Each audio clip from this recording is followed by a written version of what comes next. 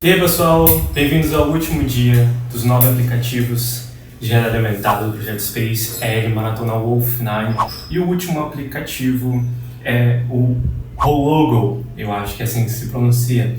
Ele basicamente serve para inúmeras disciplinas na educação para trazer a realidade aumentada para essas disciplinas. Então, logo no home ele mostra já umas novidades, e aí se eu vier e procurar pelas categorias que está aqui em cima, em química, por exemplo, ele tem nitrogênio, átomo de nitrogênio, átomo do fósforo, átomo do silicone, átomo do potássio.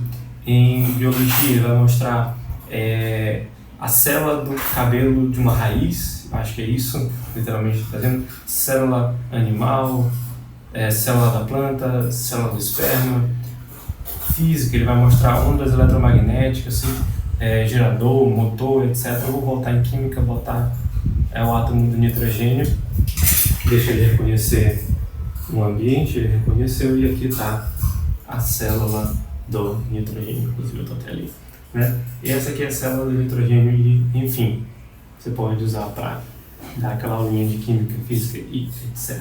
E é isso, pessoal, essa foi a última dica dos aplicativos de realidade aumentada. Espero que vocês tenham gostado, e se gostaram, deixem nos comentários, que aí eu faço outras maratonas dessa. Digam o que vocês gostariam de ver. Valeu, obrigado!